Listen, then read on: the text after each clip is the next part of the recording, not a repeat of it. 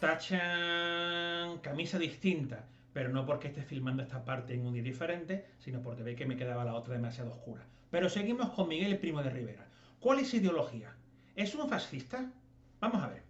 Para empezar, la dictadura de Primo de Rivera coincide en el tiempo con la de Benito Mussolini en Italia.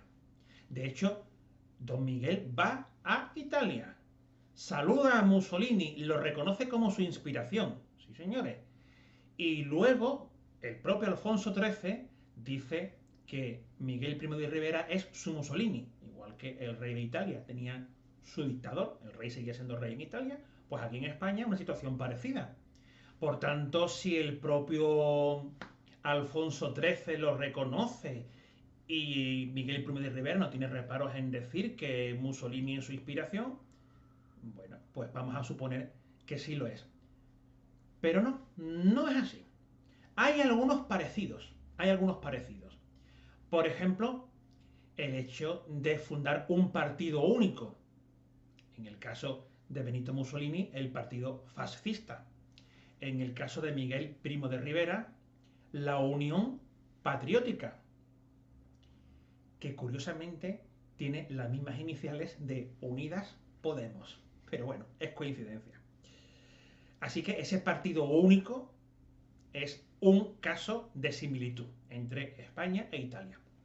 Otra similitud estaría en la política económica que explicaremos luego, una política económica dirigida directamente desde el Estado. Y otra similitud también estaría en la creación de mesas de diálogo entre patronos de las empresas y obreros para evitar la conflictividad de obreros y burgueses. Bien. También deberíamos añadir el parecido del gusto por la pompa, por el boato, por las ceremonias, por las medallas. Pero si examinamos más a fondo, nos damos cuenta de que Miguel Primo de Rivera no es un fascista. Con esto no quiero decir que sea mejor ni peor, ¿eh? Simplemente que no es un fascista. ¿Por qué?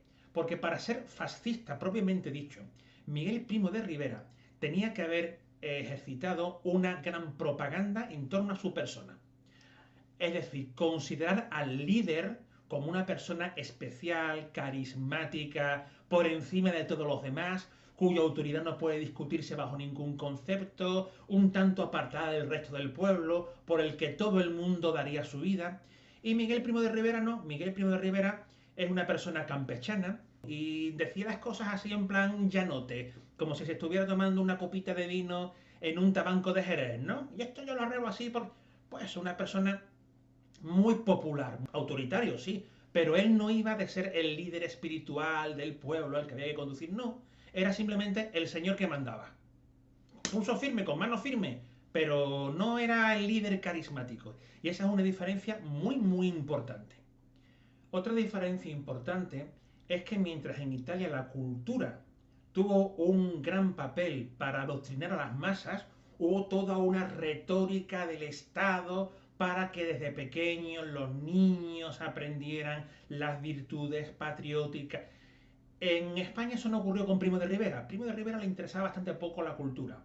De hecho, hubo algunas personas eruditas como José María Pemán, el joven José María Pemán, escritor gaditano, que intentaron articular por escrito una serie de elementos ideológicos, pero no, en general Primo de Rivera no se sintió nada interesado por los aspectos culturales y por cómo la cultura podría adoctrinar a las masas. Entonces, ¿era un fascista? No, ya digo que no. Primo de Rivera era más bien un dictador a la antigua usanza, es decir, un señor que viene del ejército y que, mediante la fuerza de las armas, impone lo que él cree que es la voluntad del pueblo, o por lo menos lo que el pueblo necesita. En este sentido, Miguel Primo de Rivera lo que está haciendo es prolongar en el siglo XX algo muy del siglo XIX, que es el golpismo militar. Los que habéis estudiado la Restauración sabéis que una de las grandes virtudes del régimen de Cánovas y Sagasta a lo largo del último tercio del siglo XIX había sido acabar con ese continuo intervencionismo del ejército que había jalonado la época de Isabel II y también del sexenio, llamémosle democrático o revolucionario, había habido continua intervención del ejército, bien a favor de los conservadores, bien a favor de los liberales. Pues bien, Miguel Primo de Rivera continúa o retoma, después de un largo lapso de tiempo, esa tendencia de los militares a meterse en la política, de tal manera que él hace lo que cree que se debe hacer o que es mejor para el pueblo. Aunque no nos engañemos, todo el mundo sabe que en el fondo, cuando un militar da un golpe de estado, lo que quiere es mandar él. Porque el morbo, la erótica del poder es muy grande. Al ser humano le gusta muchísimo mandar sobre los demás. Y resulta muy tentador tener armas, porque con las armas puedes hacer lo que o imponer lo que tú quieres.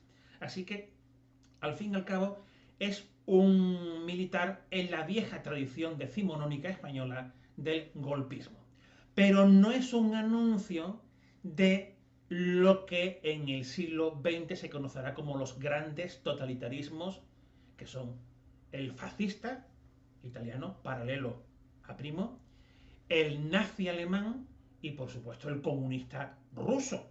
Recordemos que en este mismo periodo va a llegar al poder una figura terrible en la Unión Soviética que es Joseph Stalin. Bueno, pues Primo de Rivera no puede considerarse, por tanto, como el paralelo español de Benito Mussolini, ni como un anuncio de Hitler ni de Stalin, a pesar de que son todos ellos dictadores y todos ellos pues ejercen una política económica directamente encauzada desde el Estado. Alguien dirá, ¿es un antecedente de Franco? Pues no, tampoco, tampoco. Mucho ojo porque el hijo de Primo de Rivera, José Antonio Primo de Rivera, ese sí va a elaborar una doctrina fascista que le servirá a Franco de justificación ideológica.